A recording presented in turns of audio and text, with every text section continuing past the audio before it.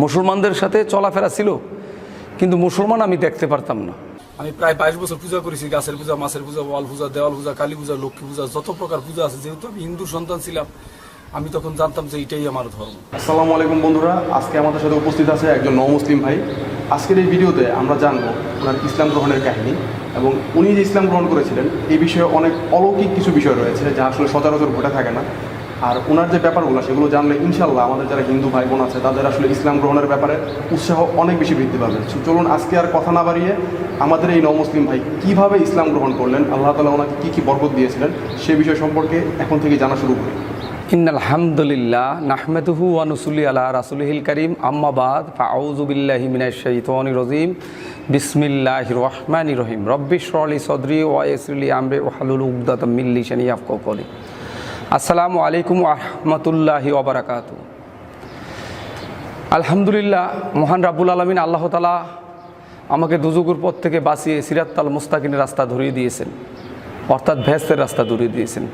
আল্লাহ তাআলার এই শুকরিয়া, আল্লাহ তাআলার এই দয়ার শুকরিয়া আদায় করে শেষ করা যাবে না। আল্লাহ তাআলা আমাকে যে কতটা কঠিন পথ থেকে হেদায়েত দিয়েছেন, আজকে যদি আল্লাহ তাআলা হেদায়েত না দিত তাহলে আমার জন্য দুর্যোগ অবতারিত ছিল। মহান রাব্বুল আলামিনের কাছে কি বলে কৃতজ্ঞতা প্রকাশ করব, কীভাবে শুকরিয়া আদায় করব, সেই ভাষা খুঁজে পাচ্ছি না। আল্লাহ তাআলার কোনো রহমতেরই শুকরিয়া আদায় করে শেষ করা যাবে না। তো আলহামদুলিল্লাহ, আমি কেন ইসলাম গ্রহণ করলাম সেই পরিচয় দেওয়ার আগে আমার ফ্যামিলি স্ট্যাটাসটা একটু বলতে চাই। যে আমার পূর্বের নাম ছিল রণজিৎ কুমার ঘোষ, আমার পিতার নাম দুলাল চন্দ্র ঘোষ। আমরা 6 ভাই 1 বোন। আমাদের বাড়ি নারায়ণগঞ্জের ফতুল্লায় লালপুরে। তো আমাদের বাবা নারায়ণগঞ্জের লালপুরে বিল্ডিং করে, অর্থাৎ 4 তলা করে উপরে একটা মন্দির করেছেন, 5 তলা, 6 ভাইকে 6টা ফ্ল্যাট দিয়েছেন।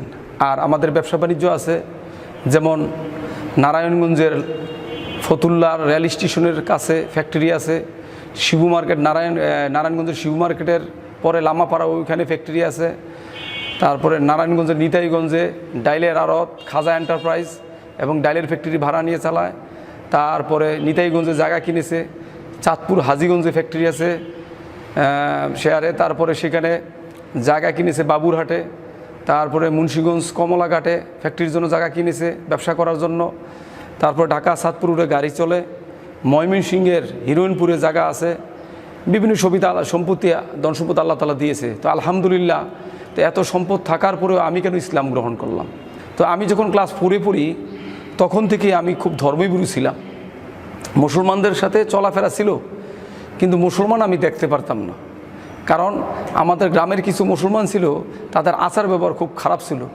আসলে যারা মুসলমান তারা খারাপ নয়, যারা নামের মুসলমান, যারা আসলে ইসলাম বুঝে না, এখন ইসলাম সম্বন্ধে যাদের গভীর ধারণা নেই, তারাই একটু খারাপ আচরণ করতো। এই জন্য আমি ছোটোবেলা থেকে মনে করতাম যে আসলে মুসলমান খারাপ। আসলে মুসলমান খারাপ না, যারা নামের মুসলমান। তো যাই হোক, আমি ওই সমস্ত কারণে ছোটোবেলায় তত বুঝতাম না, তো এই জন্য মুসলমান দেখতে পারতাম। তো আমি তারপরেও তাদের সাথে, মুসলমান বন্ধুবান্ধবদের সাথে বিভিন্ন মাহফিলে যেতাম।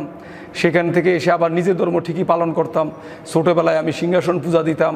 আমার বোনকে আমি বেশি একটা দিতে দিতাম না, সকালে দুপুরে সন্ধ্যায় আমি পূজা দিতাম। তো ক্লাস 4-এ থাকা অবস্থায় আমার একটা শারীরিক সমস্যা দেখা যায়, যেই সমস্যার কারণে আমি অনেক অসুস্থ থাকি।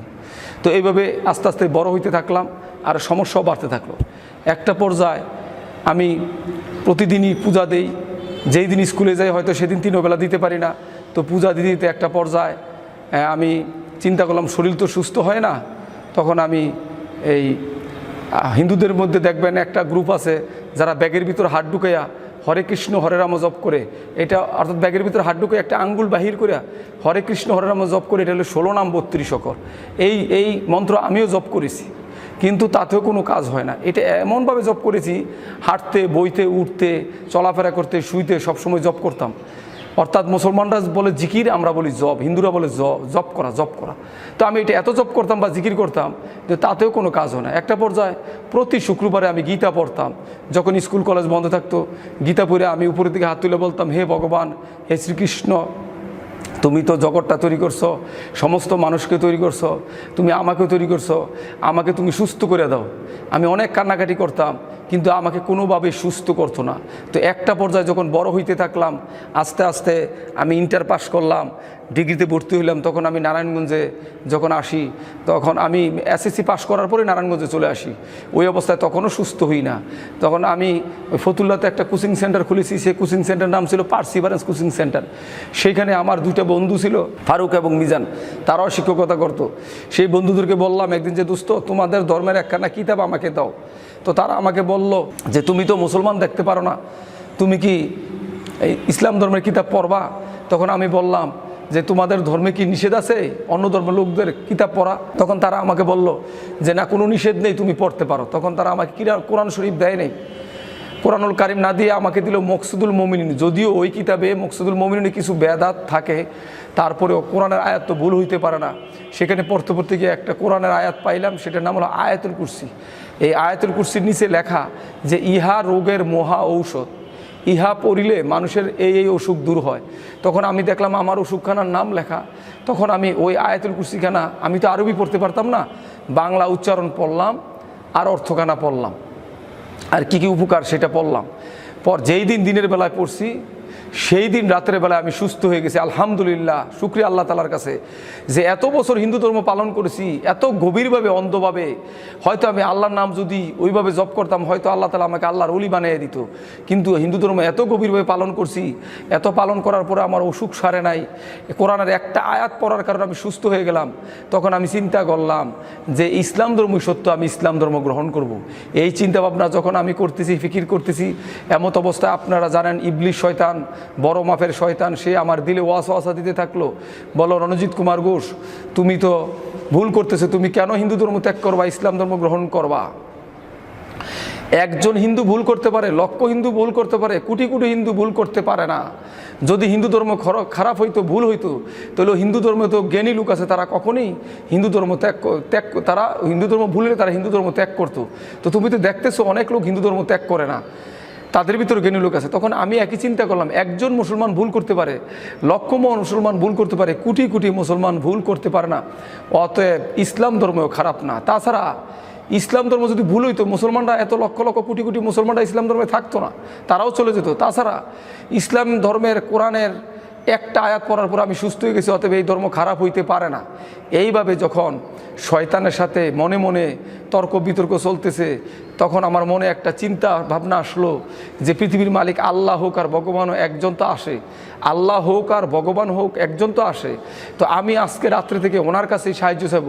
তো বাবা 6 ভাইকে 6টা ফ্ল্যাট দিয়ে দিয়েছে বিল্ডিংয়ে। আমার ফ্ল্যাটে আমি রাত্রে যখন ঘুমাইতে যাই, ঘুমানোর আগে আমি প্রায় রাত্র 11টার দিকে বসি, 11টার দিকে বসি, আমি উপরের দিকে হাত তুলে আমি আল্লাহ বলি না, ভগবান বলি না, বলি হে পৃথিবীর মালিক, হে পৃথিবী সৃষ্টিকর্তা, কোন পথটা সত্য, কোন ধর্মটা সত্য আমি জানি না, যেই পথটা বা যেই ধর্মটা সত্য, সেই ধর্মের কিছু নমুনা বা অলৌকিক ঘটনা আমাকে দেখাও, নিদর্শন দেখাও, আমি সেই পথে চলব। এইভাবে আমি 10 দিন প্রার্থনা করলাম, কিন্তু আমাকে 10 দিন কিছুই দেখায় নাই রাত্রে। এরপরে 11 দিনের আগের রাত্রে আমি আবার রাত্রে বসলাম, বৈশা আমি আবার অনেকক্ষণ কান্নাকাটি করলাম, প্রায় 12টার কম বেশি হবে, 1-1.5 ঘন্টা হয়তো আমি কান্নাকাটি করেছি, বা আমার সময়টা মনে নেই, আমি কান্নাকাটি করেছি। আমার চিন্তা ছিল যে শিশু বাচ্চা যদি কান্নাকাটি করে, তাহলে গর্ভধারিণী মা তাকে বুকের দুধ দেয়। তাহলে যদি যেই সৃষ্টিকর্তা আমাকে তৈরি করছে, সমস্ত জগৎ তৈরি করছে, আমার পিতামাতাকে তৈরি করছে, সমস্ত মানুষকে তৈরি করছে, তাহলে এই সৃষ্টিকর্তার মহব্বত বা মায়া থাকবে বেশি, নিশ্চয়ই উনি আজকে রাত্রে আমাকে স্বপ্ন দেখাবে। এই জন্য আমি কান্নাকাটি করে শুয়ে আসছিলাম। তো শুয়ে থাকার পর আমার ধারণা ছিল আমাকে সৃষ্টিকর্তা স্বপ্নে দেখাবে, যদি আল্লাহ সত্য হয় তাহলে আল্লাহ দেখাবে, ভগবান সত্য হয় তাহলে ভগবান দেখাবে। কিন্তু রাত্রে আমাকে স্বপ্নে দেখালেন না। আমি আবার কোচিং সেন্টারে চলে গেলাম, ছাত্রছাত্রী পড়ালাম, পরে 11টার দিকে ছুটি দিলাম। এমত অবস্থায় আমার কোচিং সেন্টারে একজন মুসলমান লোক প্রবেশ করলো। উনি এমন একজন মুসলমান ছিল যে আয়শা সামনে বসলো, তাকে আমি বলতে পারি না যে আপনি আমার কোচিং সেন্টার থেকে চলে যান, আমার মনটা খারাপ, আমি ওনাকে বলতে পারি না। কারণ কেন বলতে পারি নাই, তিনি কী ধরনের মুসলমান ছিল আপনারা এখন শুনলেই বুঝতে পারবেন। উনি এমন একজন মুসলমান ছিল যার আখলাক এত ভালো ছিল যে ওনার মুখ দিয়ে আমি জীবনে কখনো গালি বের হতে দেখিনি। উনি হিন্দু মুসলমান বৌদ্ধ খ্রিস্টান সবাই সাথে ভালো ব্যবহার করে। ওনার এত ধৈর্য শক্তি বেশি, এই ওনার ধৈর্য শক্তি এবং আচার ব্যবহার এবং মুখ দিয়ে গালিগালাজ না বের হওয়ার কারণে আমার কাছে মনে হইল যে উনি এত ভালো মুসলমান, এত ভালো হইতে পারে। এই জন্য আমি ওনার সাথে কোনো খারাপ ব্যবহার করি না এবং ওনাকে লজ্জায় বলতে পারি না চলে যান, আমার মন খারাপ। তো উনি কথা বলতেছে একটা পর্যায়ে টেবিলের উপর কাঠ পেন্সিল বা কলম ছিল, পড়ে গেল। আমি এই কাঠ পেন্সিল কলমটা তুলতে গিয়ে টেবিলের উপর রাইখা যখন ওনার দিকে তাকাইছি, আপনারা বিশ্বাস করবেন কিনা জানি না, দেখেন বাতাস গায়ে লাগে, অনুভব করা যায়, দেখানো যায় না। তো আমি এখন যে জিনিসটা দেখছি আপনারা হয়তো বুঝতে পারবেন কিন্তু দেখাতে পারবো না। তো ওনার দিকে তাকাইয়ে দেখি ওনার কপালে আরবিতে আল্লাহু লেখা উঠছে, ওনার বুকের মাঝখানে আল্লাহু লেখা উঠছে, ওনার হাতের এই জায়গায় আল্লাহু লেখা উঠছে, হাতের এই জায়গায় আল্লাহু লেখা উঠছে। আমি দেখে তাজ্জব হয়ে গেলাম। দেখার পরে আমি ওনার হাতটা এভাবে ধরলাম, ধরার পরে আমি আরও বিস্মিত হয়ে গেলাম যে মানুষের হাত এত নরম, এত তুলতুলে, এত সুন্দর হয় কিভাবে, এ কেমন মানুষ। এরপরে ওনার হাতটা যখন ধরছি, শয়তান আমাকে ধোঁকা দিতেছে যে রণজিৎ উনি তো রং লাগাইছে, রং দিয়ে লেখছে, তুই ভালো করে দেখ। তখন আমি শয়তানের ধোঁকায় পড়া থুতু দিয়ে ওনার হাতটা ডলতেছি আর দেখতেছি যে রং লাগাইছে কিনা। পরে দেখলাম রং না, কোনো ময়লা উঠে না। এমত অবস্থায় ওই মুসলমান ভদ্রলোক আমাকে বলতেছে আর মুস্কি আসতেছে, আপনি ভালো করে দেখেন, ভালো করে দেখেন। অর্থাৎ আমি বুঝতে পারছি, আমি যে সন্দেহ করছি উনি এই জন্য বুঝতে পারছে, উনি হাসতেছে। তো আমি ভালোভাবে দেখার পর দেখলাম কোনো ময়লা উঠে না।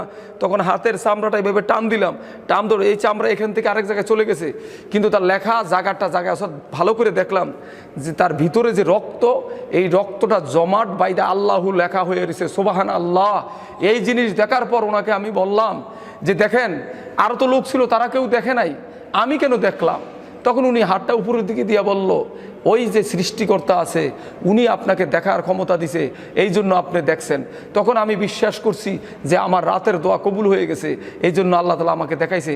তো উনি দেখানোর পর আমাকে দুইটা শর্ত দিল, বলল যে আপনি কখনো আমার নাম কারো কাছে বলতে পারবেন না, 1 নম্বর শর্ত। 2 নম্বর শর্ত, দুনিয়াবি কোনো নালিশ আমার কাছে আনতে পারবেন না। তখন আমি বললাম যে ঠিক আছে, দুনিয়াবি কোনো নালিশ আপনার কাছে না নিলাম, কিন্তু আমার মায়ের কাছে তো আপনার কথা বলতে পারবো। কই যে না, আপনার মায়ের কাছেও বলতে পারবেন না, যদি বলেন তাহলে হয় আপনার ক্ষতি হবে, নাইলে আমার ক্ষতি হবে। তখন আমি ভয় পেয়ে গেলাম যে ঠিক আছে, আমি কারো কাছে বলবো না। তখন ওনাকে বললাম যে দেখেন আমার তো ঈমান চলে আসছে, আমি তো হিন্দুর সন্তান, হিন্দুর ঘরে থাকি, আমি তো ইচ্ছা করলেই নামাজ বা সলাত আদায় করতে পারবো না। এমন কোনো আমল আছে যেটা হিন্দুর ঘরে থেকে করা যায়? তখন উনি বলল যে আছে। একটা গল্প বলল, সেই গল্পটার মাধ্যমে আমাকে বুঝিয়ে দিল, কিন্তু এই গল্পটা আমি আপনাদেরকে বলবো না, কারণ গল্পটা না বলাই ভালো। তো এরপরে দেখেন, তো উনি বলল যে আপনি আমার সাথে পড়েন, আপনি আমল করতেছে পড়েন আপনি আমার সাথে। তখন আমি বললাম যে বলেন কি বলবো? তখন উনি আমাকে বলল আমার সাথে বলেন লা ইলাহা ইল্লাল্লাহু মুহাম্মাদুর রাসূলুল্লাহ। উনি এই কলেমা তৈয়বা পড়িয়ে দিয়ে আমাকে বলল যে এইটা এখন সবসময় জিকির করবেন, আপনি এই জিকির করবেন, আর আপনি এখন থেকে বিপদে পড়বেন, আপনি সাবধানে থাকেন। তো আমি বললাম যে কোনো সমস্যা নাই, যদি বিপদ আসে আল্লাহ তাআলা আছে, আর আপনার হাতটা আমার মাথার পিছনে আছে, অর্থাৎ আপনার দোয়া আমার সাথে আছে, আমি ভয় করি না, আপনি চলে যান। তখন উনি হাইসে দিয়ে চলে গেল। তখন আমি এই কলেমা তৈয়বা জিকির শুরু করলাম। গাছের পূজা, মাছের পূজা, ওয়াল পূজা, দেওয়াল পূজা, কালী পূজা, লক্ষ্মী পূজা, সরস্বতী পূজা, সমস্ত পূজা বাদ দিয়ে, হিন্দু ধর্মের সমস্ত কিছু আমি বাদ দিয়ে, হিন্দুদের যে আমলগুলি করতাম সেই আমলগুলি বাদ দিয়ে আমি শুধু এই কলেমা তৈয়বা জিকির শুরু করিলাম। এই কলেমা তৈয়বা জিকির করতে করতে করতে করতে করতে করতে একটা সময় আমি আমার অফিসে বসে যখন হিসাব করি, ফ্যাক্টরিতে বসে বসে যখন হিসাব করি, এমত অবস্থায় বাতাসের মাঝখান থেকে, বাতাসের মাধ্যমে আমার কানের ভিতর একটা আজান আসে। তখনও দুনিয়াতে আজান দেয় না, যখন ওই আজানটা বাতাসের মাধ্যমে আমি কানের ভিতর পাই, তখন আমি শুনতে থেকে আমার এত ভাল লাগে। তখন আমি চিন্তা করি যে এখনও তো দুনিয়াতে আজান দেয় নাই, এই আজান কোত্থেকে আসতেছে, মনে হয় আমি ভুল শুনতেছি। এরকমভাবে 2 দিন 3 দিন শোনার পর আমি বললাম যে না, একদিন শুনলে ভুল হইতে পারে, কিন্তু এতদিন শোনার পরে তো ভুল হইতে পারে না। তখন আমি ওনাকে জিজ্ঞাসা করলাম, ওই যেই হজরতের কাছে কলমা পড়ছি, বললাম যে দেখেন আমি তো এই জিনিস শুনতে পাই। তখন উনি আমাকে বলল কারো কাছে বলার দরকার নাই, আপনি জিকির করতেই থাকেন। তখন আমি এই জিকির আবার শুরু করলাম। শুরু করতে করতে করতে কিছুদিন পরে আবার দেখি দুনিয়াতে যখন মুয়াজ্জিন আজান দেয়, তখন আমার শরীরটা একটা ঝাড়া মারে, ঝাড়া মারলে আমি কলম রেখে দিই। এরকম কয়েকদিন হওয়ার পরে ওই ভদ্রলোকে আবার বললাম, যার কাছে কলেমা পড়েছিলাম, যে দেখেন আমি তো এখন দুনিয়াতে আজান দিলে ঠিক থাকতে পারি না, আমার শরীর ঝাড়ি মারে কাঁপ দেয়। তখন বলল আপনার দিল কি চায়? তখন বললাম আমার দিল চায় আমি মুসলমানদের মতো নামাজ আদায় করি। এই কথা বলার পর উনি হাইসা দিছে, হাইসা দিয়ে বলল যে দেখেন আপনার দিল কি চায়। যখন আমি বললাম যে আপনার দিল কে চাই, তখন বললাম যে আমি মুসলমানদের মতো নামাজ পড়তে চাই। তখন উনি হাইসা দিছে, হাইসা দিয়ে বলল যে আপনি বাসায় কয়টার দিকে যান? যেহেতু আমি ফ্যাক্টরিতে, নিজের ফ্যাক্টরিতে কাজ করি, ব্যবসা করি, তো হিসাব করতে করতে অনেক সময় লাগে। এই জন্য আমি ওনাকে বলছিলাম যে কোনো দিন রাত্র 8টায়, কোনো দিন 10টায়, কোনো দিন 11টায়, কোনো দিন 12টায়।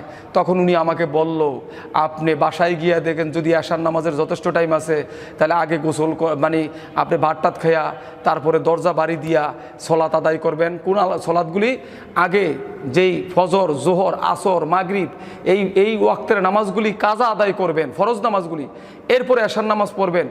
আর যদি এশার নামাজের সময় না থাকে তাহলে এশার নামাজ আগে আদায় করবেন, তার অন্য ফরজ নামাজগুলি কাজা আদায় করবেন। এই মাসলাটা শুধু আমার জন্য, এটা কোনো মুসলমানের জন্য হয় কিনা আমি জানি না।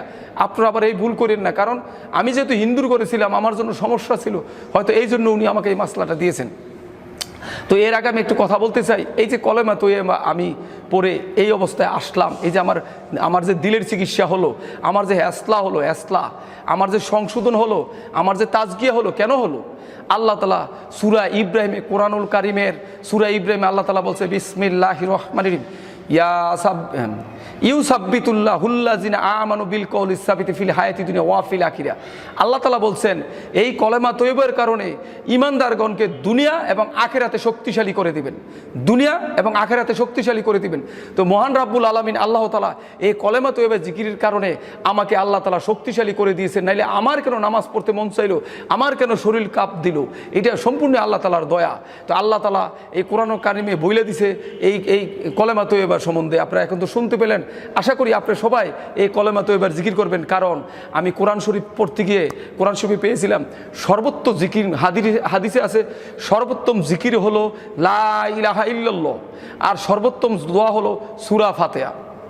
তো যাই হোক, এরপরে আমি যখন এই নামাজের অনুমতি উনি আমাকে দিল, আমি বাসায় গিয়ে ফরজ গোসল করে ওযু করে ভাত খেয়ে যখন আমি নামাজে দাঁড়াইলাম, আমি তো তেমন নামাজি না, মুখস্থ সূরা, আমি বাংলা সূরা মুখস্থ করেছি। এই সূরা মুখস্থ করেই আমি যখন নামাজে দাঁড়াইলাম, প্রথম যেদিন সেজদা দিলাম, এর আগে বলে রাখি আমি যখন হিন্দু ছিলাম লক্ষ লক্ষ টাকা আমাদের ছিল, কোনো কিছুর অভাব ছিল না তেমন একটা, আপনারা জানেন যেগুলি থাকলে মানুষের তেমন একটা সমস্যা না সেগুলি ছিল। কিন্তু আমি হিন্দু থাকা অবস্থায় এত শান্তি, এত কিছু থাকার পরেও আমি দিলে শান্তি পাইতাম না, অস্থির থাকতাম, অশান্তি থাকতাম। 3 দিন 4 দিন মাঝে মাঝে ঘুম হতো না। প্যাথেটিন ইঞ্জেকশনের মাধ্যমে আমি ঘুমাইতাম, প্যাথেটিন ইঞ্জেকশন দিলে আমার ঘুম হতো। মাঝে মাঝে হাতুড়ি দিয়ে মন চাইতো দাঁতগুলি বাইরে ভেঙে ফেলি, এত অশান্তি লাগতো। কিন্তু যখন আমি নামাজে দাঁড়িয়ে আল্লাহ তাআলাকে সেজদা দিলাম, আমার মাথার ভিতর আমি এত শান্তি পেয়েছি, যেটা আমি হিন্দুদের গাছ পূজা, মাছ পূজা, ওয়াল পূজা, দেওয়াল পূজা, লক্ষ্মী পূজা এগুলির ভিতরে তো পাই নাই, টাকার ভিতরে শান্তি পাই নাই। এই নামাজে এত শান্তি পাইছি। এই শান্তি পাওয়ার পর চিন্তা করলাম, তো আমার যে সমস্ত মুসলমান ভাইয়েরা নামাজ পড়ে না, আজান দিলে দোকানে বসে থাকে, সেলুনে বসে থাকে, সিগারেট খায়, আড্ডা দেয়, সেই সমস্ত মুসলমান ভাইদেরকে আমি দাওয়াত দিব। তো এই নিয়ত করে আমি মুসলমান ভাইদের দাওয়াত দিতে হলে তো আমাদের তো কিছু শিখতে হয়। তখন যারা চিল্লা দেয়, চিল্লার মাধ্যমে তাবলিগ করে, অর্থাৎ মুসলমানদের দাওয়াত দিয়ে নামাজ শিখায়, ওযু শিখায়, সেই যারা তালিমের তাবলিগ করে সেই মুসলমান ভাইদের সাথে মসজিদে বসতাম আমি। ওই ফাজালে আমল থেকে আমি নামাজ পড়লে কী সওয়াব, নামাজ না পড়লে কী গুনাহ, সেই হাদিসটা শিখে আমি মুসলমানদের রাস্তায় রাস্তায় সে দোকানে বসে বসে দাওয়াত দিতাম। তো দাওয়াত দিতে গিয়ে একটা পর্যায়ে দেখা গেল মুসলমানরা আমাকে নানান প্রশ্ন করে, তুমি হিন্দুর ছেলে, তুমি আমাদের দাওয়াত দাও, তো তুমি ইসলাম গ্রহণ করো না কেন?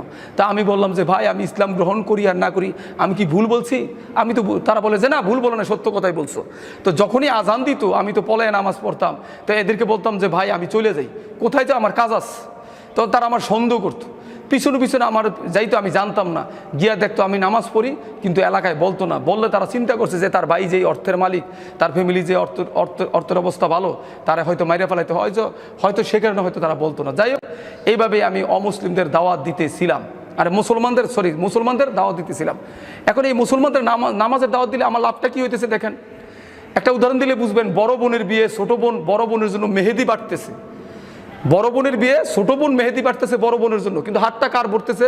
আগে ছোট বোনের ভরতেছে, পরে সে না বড় বোনের গায়ে লাগাবে, কিন্তু আগে তো ছোট বোনের ভরতেছে তো হাতে। তো তেমনিভাবে আমি যখন মুসলমানদের নামাজের দাওয়াত দিতেছি, ওই মুসলমান মসজিদে যাক বা না যাক, ওই মুসলমান নামাজ পড়ুক আর না পড়ুক, আল্লাহ তালা এই দাওয়াতের বিনিময়ে উসুলায় আল্লাহ তালা আমাকে এমন ইমান বাড়িয়ে দিতেছে যে আমার তাহাজ্জুদ, নফল, সুন্নত, আমার আমল বাড়তে থাকলো। আর আমি এত শান্তি পাইতে থাকলাম যে ইসলামে এত শান্তি।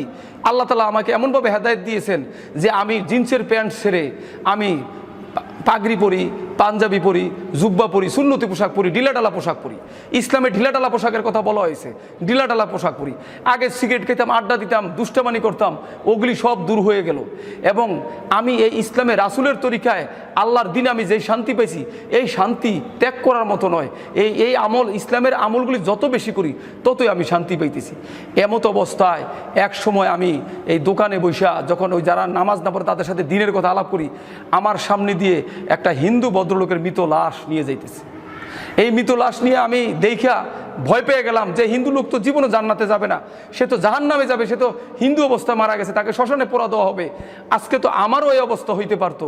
তখন আমার চিন্তা ফিকির আসলো যে আমি ভুল করতেছি, আল্লাহ তো আমাকে ধরবে, বলবে যে হ্যাঁ রণজিৎ কুমার ঘোষ, তুমি তো দুযোগের পথযাত্রী ছিলা, তোমাকে আমি হেদায়েত দিয়া সিরাতাল মুস্তাকিমের রাস্তা ধরাইয়া দিলাম, তোমাকে আমি সুস্থ করে দিলাম, তুমি শান্তি পাইতেছ, তাহলে তুমি রণজিৎ কুমার ঘোষ, আব্দুর রহমান, তুমি কেন আমার এই অমুসলিম বান্দাগুলিকে দাওয়াত দিতেছ না, যারা চিরস্থায়ী জাহান্নামের পথে চলে যাইতেছে, শুধু কলেমার দাওয়াত পাইতেছে না? তখন আমি কারো কাছে না জিজ্ঞাসা করিয়া নিজে নিজেই অমুসলিমদের দাওয়াত দেওয়া শুরু করলাম। তখন আমি আমার বাসায় বৈশা আমি গোপনে গোপনে নামাজ পড়ি, আর কিছু বই পড়ি, আর হাইটা দোকানে রাস্তায় হিন্দুদের দাওয়াত দেওয়া শুরু করলাম। মানুষ যেমন পাগল হইয়া যায়, আমি সেই পাগলের মতো হিন্দুদের দাওয়াত দেওয়া শুরু করলাম। দোকানের বৈশা, রাস্তার সিপাই, বিভিন্ন জায়গায় দাওয়াত দেওয়া শুরু করলাম। এই অবস্থায় আল্লাহ তাআলা একটা হিন্দু ছেলেকে কবুল করলো, ওই ছেলেটা কলেমা গ্রহণ করলো। এই গ্রহণ করার পর এলাকার হিন্দুরা একটু চিন্তায় পড়লো, এবং অনেকে আমারে পিছনে হয়তো পাগলও বলেছে, পাগল ছাগল বিভিন্ন কিছু।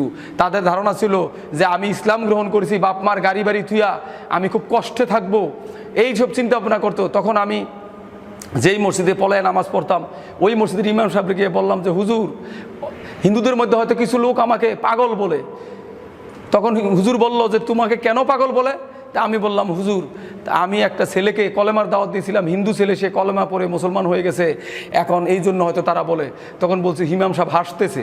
তো আমি বললাম হুজুর, ওরা পাগল বলে, আপনি হাসতেছেন?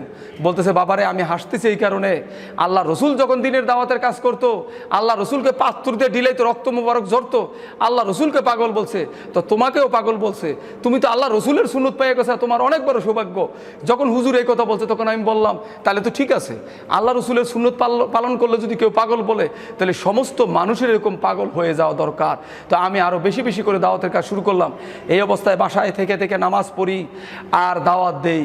আমার বাসার লোকজন আস্তে আস্তে জানতে পারলো, জানতে পাইরা 3 তলার উপরে আমাকে উঠাইলো, গেট তালা দিয়া 3 তলার উপরে উঠাই আমাকে এমন মাইর দিল যে ডাকাত যেভাবে পিটায় এইভাবে লাত্তি, উষ্টা, কিলঘুষি। তাদের ধারণা আমি অসুস্থ হয়ে যাইতে পারি। আমার মা ঘরের ভিতরে বসে পান খাইতেছিল, তো আমার গর্ভধারিণী মা, এই মা বের হয়ে এসে বলল যে তোরা কি তাকে মেরে ফেলবি? মা যখন পড়ে যেতেছিল বা অসুস্থ, যখন থেকে মার অবস্থা খারাপ হয়ে যেতে পারে, তখন তারা আমাকে ছেড়ে দিল। ছেড়ে দিয়ে মাকে ঘরের ভিতর নিয়ে গেল। তখন আমি ঘরের ভিতর ঢুকে গেলাম।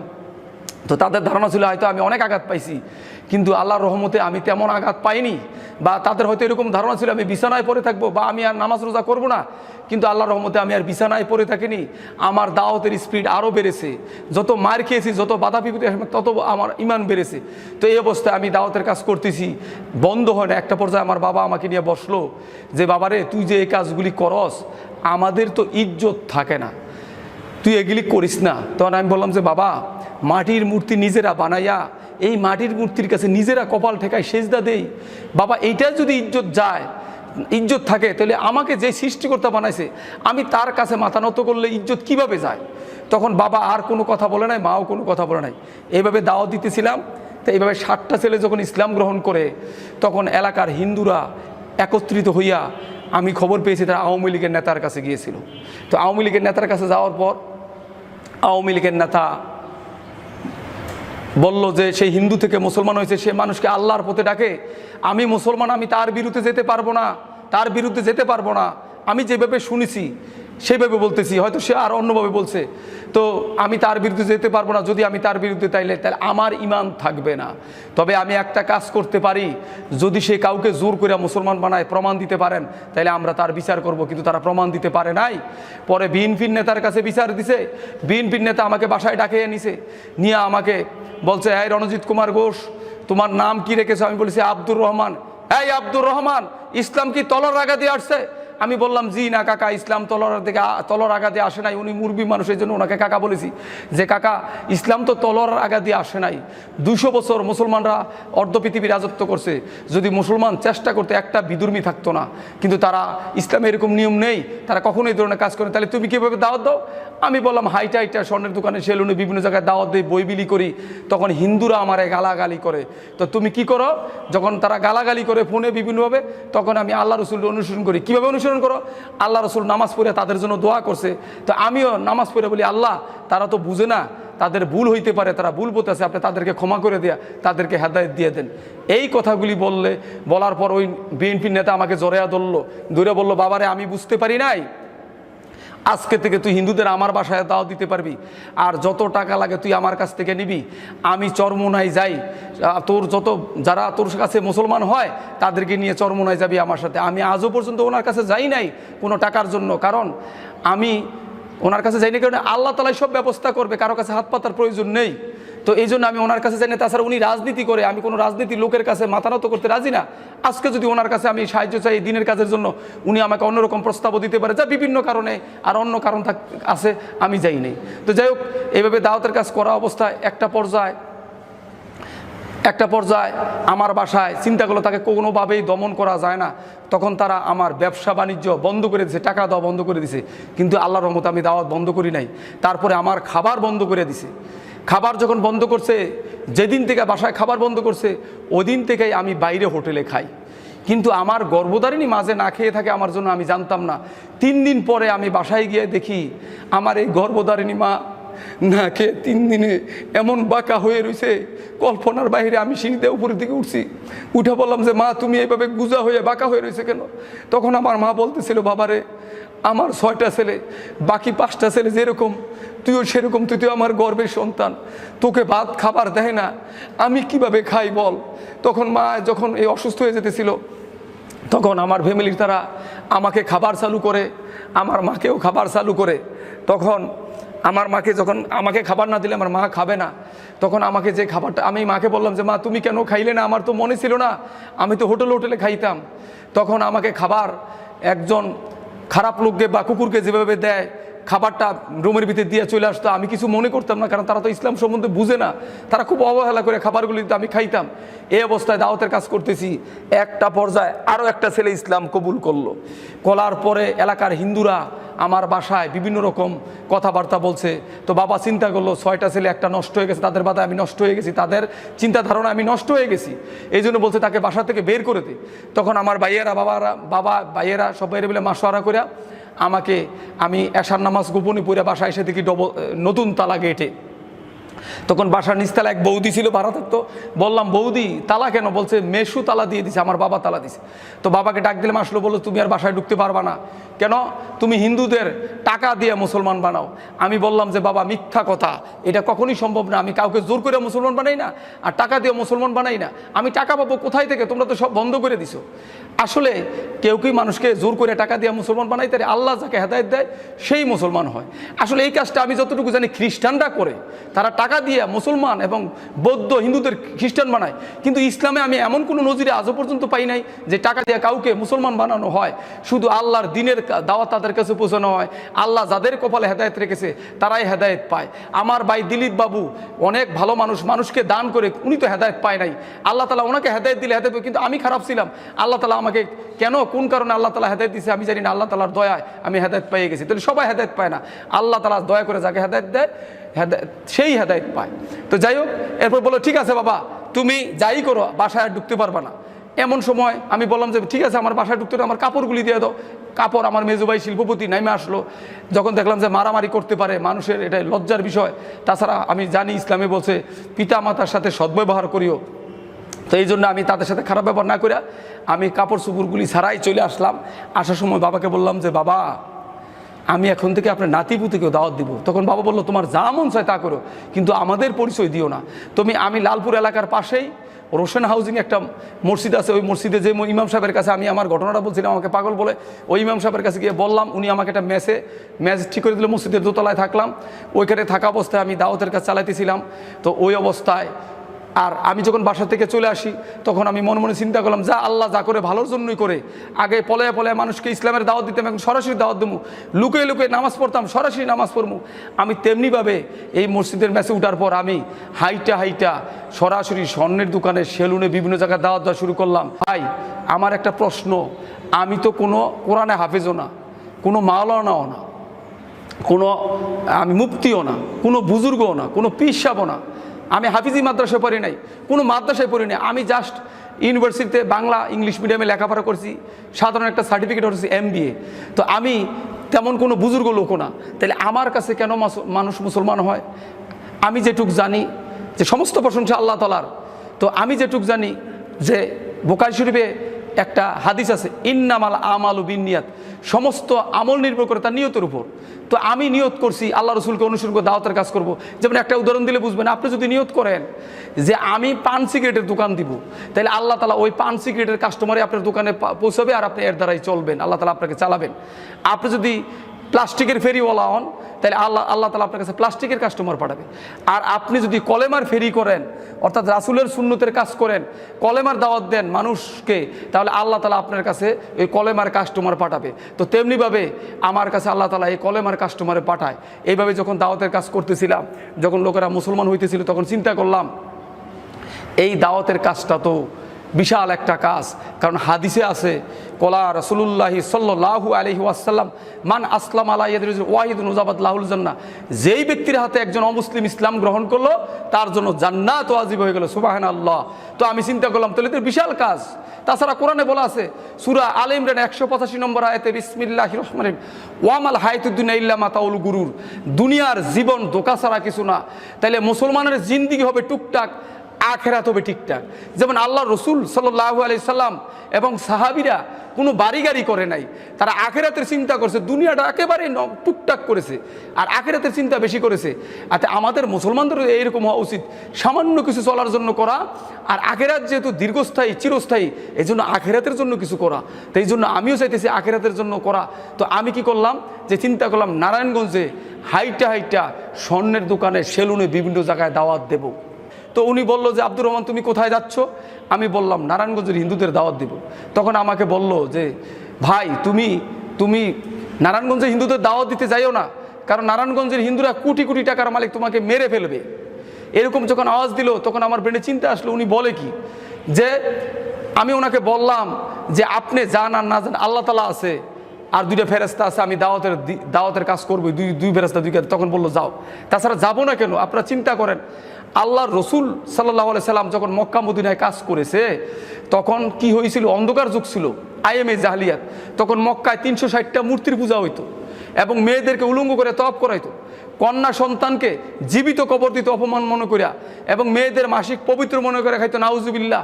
ওই সময় আল্লাহ রসুল সাল্লাল্লাহু আলাইহি সাল্লাম দিনের দাওয়াতের কাজ করছে, কোনো সমস্যা হয় নাই। আর আমরা যদি বাংলাদেশের শতকরা 95 জন বা 92 জন মুসলমান সরকারের খাতায় এখনও যদি বলি হিন্দুরা আমাদেরকে মেরে ফেলবে, বৌদ্ধরা আমাদেরকে মেরে ফেলবে, তাহলে বুঝতে হবে আমাদের ইমানের কমতি আছে।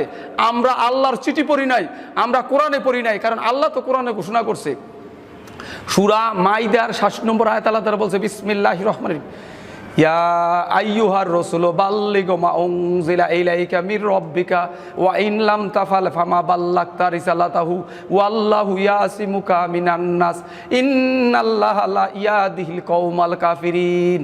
আল্লাহ তাআলা বলছে, হে রাসূল, আপনি পৌঁছে দিন আল্লাহ পাকের পক্ষ থেকে আপনার প্রতি যা অবতীর্ণ হয়েছে। যদি এরূপ না করেন তাহলে আল্লাহ তাআলার পয়গাম আপনি কিছুই পৌঁছালেন না।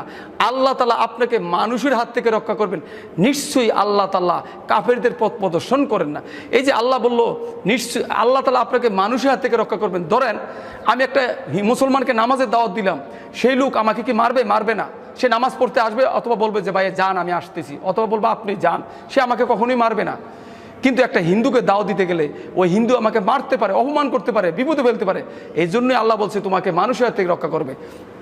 তো যেখানে আল্লাহ নিজেই বলছে ওয়াল্লাহু ইয়াসিমুকা মিনান নাস, আল্লাহই তোমাকে মানুষের হাত থেকে রক্ষা করবে, তাহলে আল্লাহ যার দুনিয়াটাই তো তার। আর যেহেতু আল্লাহ আমার পক্ষে আছে, আল্লাহ আমাকে সাহায্য করবে, আমি আর ভয় পাই না। এইভাবে দাওয়াত দেওয়া শুরু করলাম, এই হিন্দুরা মুসলমান হইতে থাকলো। এইভাবে যখন হইতেছে তখন আমি চিন্তা করলাম এই দাওয়াতটা তো আমি হাইটে দাওয়াত, এই দাওয়াতটা কীভাবে ছড়ানো যায়। তখন আমি আবার নামাজ পড়া, আমি যতটুকু জানতাম যে মুসলমানদের মধ্যে ৭৩টা ভাগ হবে, ৭৩টা ভাগ। তো কোনটা শহীদ হল আমি জানি না। তো আমি 2 রাকাত নামাজ পড়ে আমি জানি যে আগের সাহাবিরা একটা জুতার ফিতার জন্য আল্লাহর কাছে সাহায্য হয়েছে নামাজ পড়া। তো আমি কি করছি, নামাজে দাঁড়িয়ে গেছি, নামাজ পড়ে বলছি হে আল্লাহ রাব্বুল আলামিন, মুসলমানদের মধ্যে ৭৩টা ভাগে কোনটা শহীদ দল আমি সেটা জানি না, যেই দলটা হক সে হক দলের সাথে আমাকে মিশিয়ে দেন। তখন আল্লাহ রাব্বুল আলামিন কিছুদিন পরে আমাকে মান্ডার শেষ মাথায় ইসলামী দাওয়া ইনস্টিটিউটের প্রধান মুফতি জুবায়ের আহমেদের সাথে আমাকে পরিচয় করে দেয়। ওনার কাছে যাওয়ার পর উনি দেখলাম উনি শুধু মুসলমানকে দাওয়াত দেয় না, উনি মুসলমান, হিন্দু, বৌদ্ধ, খ্রিস্টান সবার জন্য কাজ করে। আল্লাহ রসুলও সেটাই করেছিল, আল্লাহ আর জুবায়ের সাহেব এই কাজই করে। তখন ওনার কাছ থেকে আমি এই তালিম নেই। তার আগে একটা কথা না বললে হয়, তারও আগে আমি যখন ইসলাম গ্রহণ করার পর দাওয়াতের কাজ করতেছিলাম, আমার পুরো ঘটনা মনে নেই। আমি বাসায় চলে গেছিলাম, আবার বাসায় চলে যাওয়ার পর বাপ মার সাথে যখন মিলে গেলাম তখন আমি নামাজ রোজা প্রায় বন্ধ হয়ে গেছিল। এমত অবস্থায় আমি অভাবের তাড়নায়, টেনশনে, বিভিন্ন কারণে তারপর আমার বিরুদ্ধে একটা মামলা হয়েছিল। তখন বাপ মার সহযোগিতায় আমি আবার বাসায় চলে গেছিলাম। তো বাসায় যাওয়ার পর নামাজ রোজা আমার কমে গেল, আমি নামাজ রোজায় মন দিতে পারি না, আমাকে শয়তান ধোঁকা দিল। এমত অবস্থায় বাসায় বসে বসে পিস টিভিতে ডাক্তার জাকির নায়েকের লেকচার দেখি। এই ডাক্তার জাকির নায়েকের লেকচার দেখার পর উনি কিভাবে বিধর্মীদের দাওয়াত দেয় আমার অন্তরে খুব প্রেরণা জাগলো। এরপরে ডাক্তার জাকির নায়েক যখন কনসেপ্ট ক্লিয়ার করলো, সমস্ত ধর্মের আলোচনার পরে উনি যখন কনসেপ্ট ক্লিয়ার করে দিল ইসলামই একমাত্র সত্য ধর্ম, তখন আল্লাহ তাআলা আমার ইমানকে এত মজবুত করে দিল, আমার মনে হয় আমার শরীরের মাংস, শরীর, ধোর, মাথা আলাদা হয়ে যাবে, কিন্তু ইসলাম থেকে আল্লাহর রহমতে আমাকে কেউ সরাইতে পারবে না। তখন এই ডাক্তার জাকির নায়েকের দাওয়াতের পর আবার আমি এই দাওয়াতের কাজ শুরু করলাম, যখন আমার বাসা থেকে বের করে দিল। এরপরে চিন্তা করলাম আমি এভাবে হাইটে দাওয়াত দেই, তো এই দাওয়াতের কাজটা তো একার সীমাবদ্ধ রাখা ঠিক না। জুবায়ের ভাইকে বললাম যে ভাই আমি মসজিদে আলোচনা করতে চাই। আগে আলোচনা করছিলাম, করতে কীভাবে, যেমন উনি বললো তুমি আমার সামনে বয়ান দাও। তখন আমি ওনার সামনে বয়ান দিলাম, উনি একটা কথা শিখিয়ে দিল, উনি খুব খুশি হলো যে ঠিক আছে আপনি চালান। দেন আমি মসজিদে ফরজ নামাজের পড়ার পর প্রায় ওয়াক্তে বিভিন্ন মসজিদে বিভিন্ন এলাকায় গেলে আমি উঠে দাঁড়ায়া বলছি ভাই একটা এলান শুনি, আমি একজন নমুসলিম, আমি কোনো সাহায্যের জন্য আসিনি, কিভাবে মুসলমান ভাইদের আমলি দাওয়াতের সাথে সাথে অমুসলিমদের কলেমার দাওয়াত দিতে হয় সেই বিষয়ে কিছু ইমানি কথা বলবো, এবং আমি কেন মুসলমান হইলাম সে বিষয়ে কথা বলবো। এইভাবে যখন কথা বলতেছিলাম তখন বিভিন্ন মসজিদে আলোচনা করার পরে এখন কিছু লোকেরা দাওয়াতের কাজ শুরু করছে। তো আলহামদুলিল্লাহ অনেকেই মুসলমান হইতেছে। এই নারায়ণগঞ্জকে আপনারা দোয়া করবেন একদিন আল্লাহ তাআলা নূরগঞ্জ বা নবীগঞ্জে পরিণত করবে ইনশাআল্লাহ। যে মক্কায় মূর্তি পূজা হইতো সেখানে আল্লাহ রসুল দিনের দাওয়াতের কাজ শুরু করার পর এই মূর্তি বের হয়ে এখন সেখানে ইবাদত করা হয়, নামাজ পড়া হয়, আল্লাহর দিনের কাজ করা হয়।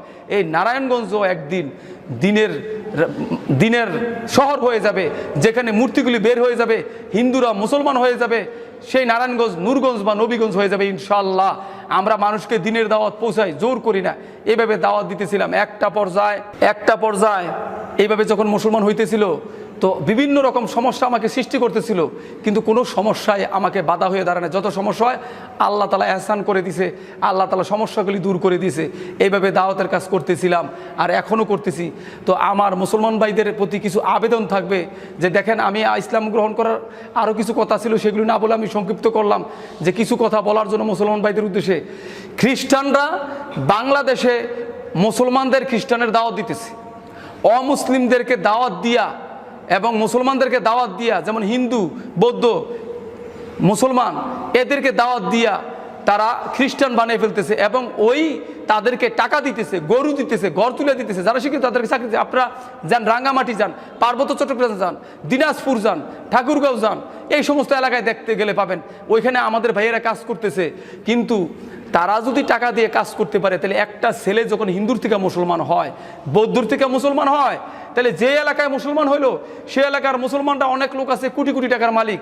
তাহলে সমস্ত লোকেরা সমস্ত বাড়িগুলি যদি আমরা 100 টাকা 50 টাকা করে তুইলা যখন সেই ছেলেটা মুসলমান হয়ে চলে আসে, সব কিছু হারাইয়া ফেলে, তখন তাকে আমরা একটা ব্যবস্থা করে দেওয়া উচিত। নতুবা সে তার তো ইমান ওরকম হয় না, তাবলিগে গেলে চিল্লা দিলে কোরআন পড়লে তার ইমান শক্ত হবে, কিন্তু প্রাথমিক আমাদের তাদের সহযোগিতা করতে হবে। কারণ নাইলে সে মসজিদে মসজিদে যদি ভিক্ষা করে, তাহলে এর জন্য মুসলমানদের দায়িত্ব বহন করতে হবে। কারণ আর কেউ করবেন না কেন? আল্লাহ তাআলা কোরআনে ঘোষণা করছেন, সূরা মুহাম্মদের 7 নম্বর আয়াতে আল্লাহ তাআলা বলছেন, বিসমিল্লাহির রহমানির রহিম, ইয়া আইয়ুহাল্লাযিনা আমানু ইন তানসুরুল্লাহা ইয়ানসুরুকুম ওয়া ইউসাব্বিত আকদামাকুম। হে ঈমানদারগণ, তোমরা আমার দ্বীনকে সাহায্য করো, আমি তোমাদেরকে সাহায্য করব, তোমাদের কদমসমূহকে দ্বীনের উপর মজবুত করে দেব। তাহলে আল্লাহ যেখানে বলছে আমি তোমাদেরকে সাহায্য করব, তাহলে একটা অমুসলিম যখন মুসলমান হয় তখন তাকে সাহায্য করা মানে আপনি আল্লাহর দ্বীনকে সাহায্য করা। আপনারা এই দ্বীনের সাহায্য করবেন ইনশাআল্লাহ, আপনাদের কাছে এই আশা রাখি। আর একটা কথা হচ্ছে, আপনারা যে কথাটা না বললে না হয়, হিন্দুদের আপনারা অনেকে দাওয়া দিতে চান না, বৌদ্ধদের দাওয়া দিতে চান না। বলেন কি যে ভাই আমরা ঠিকই হইলি, আমরা মুসলমানরা ঠিক হইলেই দাওয়া তো দেওয়া লাগবে না, এমনি অমুসলিমরা মুসলমান হয়ে যাবে অনেকে। তো আল্লাহ রসুল তো ঠিক ছিল, উনি তো ব্যাটিক ছিল না। আল্লাহ রসুলের মতো মানুষ আর পৃথিবীতে আসবে না, উনি শেষ নবী। তো আল্লাহ রসুলও তো বলতে পারতো আমি ঠিক আছি, আমরা 1 লাখ থেকে সব মানুষ মুসলমান হয়েছে, আমার দাওয়াত দেওয়া দরকার নেই। আল্লাহ রসুল কি কাজ করছিল? আল্লাহ রসুল এই কাজ করে নাই। আল্লাহ রসুলের 1 লাখ থেকেও মানুষ মুসলমান হয়েছে, আল্লাহ রসুল হাইটা হাইটা দাওয়াত দিছে। তো আমাদের এই কাজ করতে হবে, আমাদের 1 লাখ ঠিক করতে হবে মুসলমানদের, এবং অমুসলিমদের দাওয়াত দিতে হবে। যদি আমরা বলি অমুসলিমদের দাওয়াত দেওয়া ঠিক হবে না, আমাদের 1 লাখ ঠিক হলে, তাহলে আল্লাহ রসুল হাদিসকে অমান্য করলেন। কারণ প্রতি শুক্রবার ইমাম সাহেব খুতবা বলে, খয়রুল করুনি সুম্মাল্লাহ জিনা ইয়লনম সুম্মাল্লাহ জিনা ইয়লনম, সর্বোত্তম যুগ আমার যুগ, তারপরের যুগ, তারপরের যুগ, তো 3টা যুগ সর্বোত্তম। তাহলে আপনারা যদি বলেন যে আমরা ঠিক হয়ে দাওয়াত দেবো, কবে ঠিক হবেন? আল্লাহ রসুল কি পরের যুগের কথা সর্বোত্তম বলছে? এই জন্য ওই আশায় বসে থাকা যাবে না, আমাদের দাওয়াত দিতে হবে। এখন বলবেন যে ঠিক আছে ভাই, আমরা যে দাওয়াত দেবো, যদি আমরা দাওয়াত দিতে গেলে মারা যাই, কোনো সমস্যা নাই। যদি অমুসলিমকে দাওয়াত দিতে চান, আল্লাহ আবার কোরআনে ঘোষণা করছে সূরা নিসায়, বিসমিল্লাহির রহমানির রহিম, ওয়ালা তাসাবানাল্লাযিনা কুতিলু ফি সাবিলিল্লাহি আমওয়াতান বাল আহিয়াউন ইনদা রাব্বিহিম ইউরজাকুন। আল্লাহ তাআলা বলেছেন, যাদেরকে আল্লাহ পাকের রাস্তায় হত্যা করা হয়েছে তাদেরকে মৃত মনে করে না, বরং তারা জীবিত, স্বীয় প্রভুর নিকটবর্তী, তাদেরকে রিজিক প্রদান করা হয়।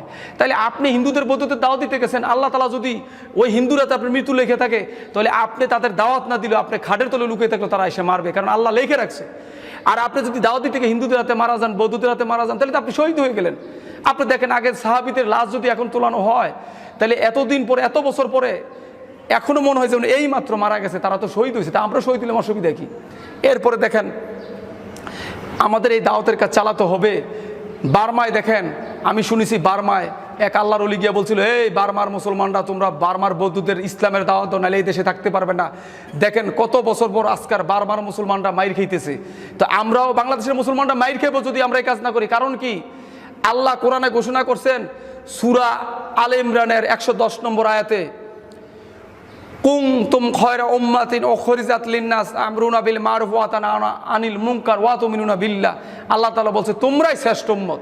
তাহলে এখন প্রশ্ন হলো, মুসা নবীর উম্মত শ্রেষ্ঠ না মহানবী সাল্লাল্লাহু আলাইহি সাল্লামের উম্মত শ্রেষ্ঠ? নিশ্চয়ই মহানবী সাল্লাল্লাহু আলাইহি সাল্লামের উম্মত শ্রেষ্ঠ। তাহলে আল্লাহ বলছে তোমরাই শ্রেষ্ঠ উম্মত, তোমাদেরকে বের করেছে মানুষের কল্যাণের জন্য, তোমরা মানুষকে সৎ কাজে আদেশ করবে, অসৎ কাজে নিষেধ করবে। তাহলে আমরাই শ্রেষ্ঠ উম্মত। তাই আমরা মানুষের কল্যাণের জন্য ডাকবো। তাহলে মানুষ কি শুধু মুসলমান? মানুষ তো হিন্দু, বৌদ্ধ, ইহুদি, খ্রিস্টান সবাই। তো আরেকটা কথা বলি, দেখেন, যদি হিন্দুদের প্রশ্ন করা এই কোরআন নবী কার, হিন্দুরা বলবে এই কোরআন নবী মুসলমানের, আমাদের বেদ, গীতা, রাম, সীতা, লক্ষণ, সরস্বতী ইত্যাদি। খ্রিস্টানরা বলবে কোরআন নবী মুসলমানের, আমাদের বাইবেল যীশুখ্রিস্ট। বৌদ্ধরা বলবে কোরআন নবী মুসলমানের, আমাদের গৌতম বুদ্ধ ত্রিপিটক। অনেক মুসলমানরা বলবে এই কথা যে হ্যাঁ ঠিকই তো বলছে, না আসলে এই কথা সত্য না। হিন্দুরা যেমন বেত কিনা লাল সালুদে পেঁচাইয়া সুমা দিয়া কপালে লাগাইয়া তাকের উপর ওয়ার্ডের উপর টিভির উপর সিংহাসনের ভিতর রেখে দিছে, আর সকাল সন্ধ্যা পূজা দিছে, আর তুলসী পাতা দিছে, জোয়ার দিছে, কিন্তু বেদ পড়ে নাই, যার কারণে হিন্দুদের এই জ্ঞান খোলে নাই, ব্রেন খোলে নাই, হিন্দুরা সঠিক সত্যটা জানতে পারে নাই। তেমনিভাবে আমাদের মুসলমান ভাইয়েরও এই কোরআন শরীফ কিনা লাল সালু দিয়ে পেঁচাইয়া সুমা দিয়া 2 চোখকে লাগাইয়া তাকের উপর ওয়ার্ডের উপর টিভির উপর রেখে দিছে, স্টার জলসাতে টিভিতে নাটক দেখে বিভিন্ন কিস্সা কাহিনীর ওয়াজ শুনে, অথচ এই আল্লাহর সিটি পড়ে নাই, যার কারণে মুসলমানরাও ভুল পথে যাইতেছে। কারণ এবার দেখেন আসলে কোরআন কি সকলের জন্য না শুধু মুসলমানের জন্য?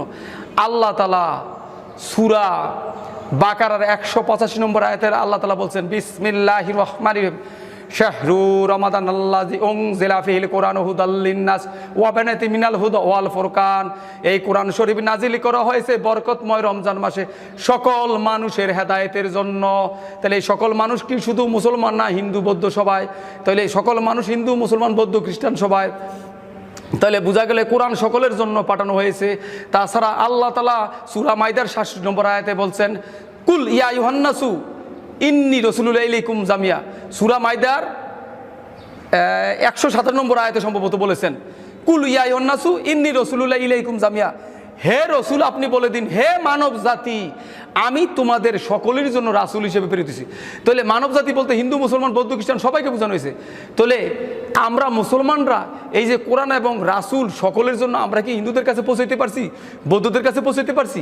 আমরা পৌঁছাইতে পারি নাই।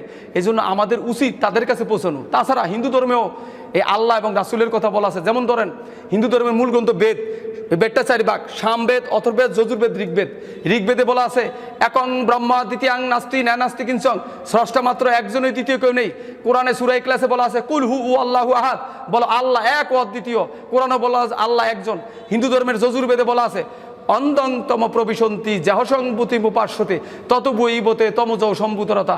অন্ধকার নরকে প্রবেশ করিবে তারা যারা সৃষ্টিকর্তাকে বাদ দিয়ে সৃষ্টিকর্তার সৃষ্টির পূজা করে, যেমন আগুন জল বাতাস। আর যারা মূর্তি পূজা করে তারা আরও বেশি অন্ধকারে প্রবেশ করিবে। তেমনি তাহলে তাদের ধর্মে মূর্তি পূজা বা শিরিক করা নিষেধ।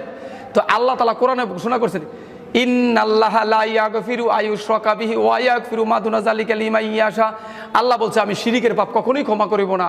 এছাড়া অন্য যে কোনো পাপ ইচ্ছা হলেই ক্ষমা করে দিতে পারি। শিরিকের পাপ কি? আল্লাহকে বাদ দিয়া গাছের পূজা, মাছের পূজা, পীর পূজা, মাজার পূজা, অথবা আল্লাহর সমকক্ষ মনে করে, আল্লাহর পুত্র মনে করে, নাউজুবিল্লাহ, এই তাদেরকে পূজা করা, এটা কখনোই আল্লাহ ক্ষমা করবে না। তাহলে দুনো ধর্মেই পূজা করা নিষেধ। তো এরপরে আল্লাহ তাআলা বলছেন সূরা আলে ইমরানের 19 নম্বর আয়াতে, বিসমিল্লাহির রহমানির রহিম, ইন্নাদ দীনা ইনদাল্লাহিল ইসলাম, আমি আল্লাহর কাছে একমাত্র মনোনীত ধর্ম ইসলাম। সূরা 85 নম্বর আয়াতে আল্লাহ তাআলা বলছেন, 85 নম্বর আয়াতে, ওয়ামাই ইয়াবতাগি গায়রুল ইসলামি দীনান ফালা ইয়াকবালা মিনহু ওয়া হুয়া ফিল আখিরাতি মিনাল খাসিরিন। যদি কোনো মানুষ ইসলাম ছাড়া অন্য কোনো ধর্ম পালন করে বা অবলম্বন করে, তা কখনোই গ্রহণ করা হবে না, পরকালে সে ক্ষতিগ্রস্তদের অন্তর্ভুক্ত হবে। অতএব ইসলাম ছাড়া সমস্ত ধর্ম বাতিল হয়ে গেছে। ইসলাম ছাড়া অন্য ধর্ম কোনো পালন করলে আল্লাহ গ্রহণ করবে না। তাছাড়া হিন্দু ধর্মে কিছু মন্ত্র আছে, যেমন তাদের ধর্মে বলা আছে, হোতার মিন্দ্র মহাসুরিন্দ্রা অল্ল জ্যৈষ্ঠং পরমং ব্রহ্মণং অল্ল অল্লাম অল্ল রাসুল মোহাম্মদ রকং বর্ষ অল্ল অল্লাম আদলাং বুকমকন লাল লিখাতকম। আরেক জায়গায় বলা আছে, লা ইলাহা হরতি পাপম ইল্ল ইলাহা পরম পাদম জন্ম বৈকুণ্ঠ অপিনতিত জপিনা মোহাম্মদম। লা ইলাহা হরতি পাপম, আল্লাহ তাআলাই পাপ মুক্ত করে, পাপ ক্ষমা করে। ইল্ল ইলাহা পরম পদম, আল্লাহর কাছে আশ্রয় নয় প্রকৃতির আশ্রয়। জন্ম বৈকুণ্ঠ অপিনতিত জপিনা মোহাম্মদম, যদি বৈকুণ্ঠে বা স্বর্গে যেতে চাও তাহলে মোহাম্মদের দেখানো পথ অনুসরণ এবং অনুকরণ করো। এটা হিন্দুত্ব ধর্মে লেখা। আর কোরআনে আল্লাহ তাআলা বলছে, কুলিন কুনতুম তুহিব্বুনাল্লাহ ফাতাবিহুনি ইউহিব্বুকুমুল্লাহ ওয়া ইয়াগফিরু লাকুম যুনুবাকুম ওয়া আল্লাহু গফুরুর রহিম। এটা সূরা আলে ইমরানের 31 নম্বর আয়াত। আল্লাহ তাআলা বলছে, হে রাসূল, আপনি বলে দিন, তোমরা যদি আল্লাহ তাআলাকে ভালোবাসো তাহলে আমি রাসূলকে অনুসরণ করো। আল্লাহ তাআলা তোমাদের গুনাহগুলি ক্ষমা করবেন, তোমাদের ভালোবাসবেন। তাহলে হিন্দু ধর্মে আল্লাহ রাসূলকে মানতে বলা হয়েছে, ইসলাম ধর্মে আল্লাহ রাসূলকে মানতে বলা হয়েছে, আর অন্যান্য ধর্মে আল্লাহ রাসূলের কথা বলা হয়েছে। তাহলে আল্লাহ রাসূলকে মানা ছাড়া কেউ জান্নাতে যেতে পারবে না, ইসলাম গ্রহণ করা ছাড়া। অর্থাৎ সারা বিশ্বের মানুষের তরিকা হলো আল্লাহ রসুলের তরিকা, আর ইসলাম হলো সকল মানুষের জীবন ব্যবস্থা, ধর্ম, এছাড়া কোনো উপায় নেই। আর হিন্দু ভাইরা যদি জানতে চায় যে ভাই আপনি যে মন্ত্রগুলি বলছেন সেই মন্ত্রগুলি আমরা কোথায় পাবো, আপনাদের বেদে আছে, বিভিন্ন ধর্মে আছে। তাছাড়া আমি ভারতের মাওলানা কালিম সিদ্দিকী এবং আমাদের মুফতি জুবায়ের আহমেদ ভাইয়ের সাহায্য নিয়ে একটা বই লিখেছি, যে বইটার নাম দিয়েছি আমি হিন্দু সনাতন ধর্মে কল্কি অবতার বা অন্তিম অবতার, এই বইটার নাম দিয়ে সত্যপথের দিশা। এই বইটা আপনারা আমার নাম্বারে যোগাযোগ করলেও পাবেন, এবং ইউটিউবের চ্যানেলে যে এই সাক্ষাৎকারটা ছাড়বে ওনার নাম্বারে যোগাযোগ করলে পাবেন, কারণ এই বইটার ভিতরে অনেক কিছু দেওয়া আছে। এবং আপনারা যে মূর্তি পূজা করেন, সেই মূর্তি পূজার বিষয়ে আমি স্বামীবাগ ইস্কন মন্দিরে গিয়েছিলাম, ওনারা কি জবাব দিয়েছে সেইটার উত্তর আমি দিয়েছি, ওনারা আমাকে সঠিক উত্তর দিতে হবে। রামকৃষ্ণ মিশনে গিয়েছিলাম। তো আপনারা এই গুরুদের উপর নির্ভর না করে আপনারা বইগুলি পড়েন, বেদ পড়েন, গীতা পড়েন, কোরআন পড়েন। কোরআন শুধু মুসলমানের জন্য না, সকল মানুষের জন্য কোরআন বাংলায় দেওয়া আছে। আপনারা কোরআন পড়েন, আপনাদের জ্ঞান খুলে যাবে। আপনারা সত্যপথ যাচাইয়ের জন্য কোরআন পড়েন। বেদ আমার, কোরআন মুসলমানের, এইভাবে না। বেদটাও আমার না, কোরআনও আমার না, বেদও আমার, কোরআনও আবার, এভাবে পড়েন। আল্লাহ তাআলার কাছে সাহায্য চান যে আমি সঠিক পথ পেতে চাই, আল্লাহ তাআলা আপনাকে সঠিক পথ দেখাবেন। আর এই বইটা আপনারা কিনে পড়ার চেষ্টা করবেন, অথবা আমাকে ফোন দিতে পারেন। অনেক হিন্দুরা আমাকে ফোন দেয়, যেমন ভারতের বিহার থেকে একজন লোক ফোন দিয়ে আমার কাছে কলমা গ্রহণ করেছে, উনি বাংলাদেশে আসতে চাইতেছেন, এরকম অনেক জায়গার থেকেই ফোন দেয়। তো আমার মোবাইল নম্বর হচ্ছে 01947382301, 01947382301। ইনশাল্লাহ আপনারা এই নাম্বারে যোগাযোগ করবেন। আর অনেক কথা বলেছি, যদি কারো মনে কষ্ট পেয়ে থাকেন আল্লাহর হস্তে আমাকে ক্ষমা করবেন, আমি আপনাদের কাছে ক্ষমা প্রার্থী। আর আমার কোনো ভুল হলে আপনারা অবশ্যই ফোন করে আমাকে জানাবেন, আমি সংশোধন করে ইনশাআল্লাহ। আলহামদুলিল্লাহ। প্রকাশ থাকে যে আমি আরেকটা বিষয় জানাতে চাই, যে আমার ফ্যামিলির লোকজন আগে কট্টরপন্থী ছিল। যদি তাদেরকে কেউ প্রশ্ন করতো আপনার ভাই তো ইসলাম গ্রহণ করেছে, বলতো ওরা পাগল হয়ে গেছে, ওর ব্রেনের সমস্যা আছে, বিভিন্ন কথা হয়তো তারা বলতো।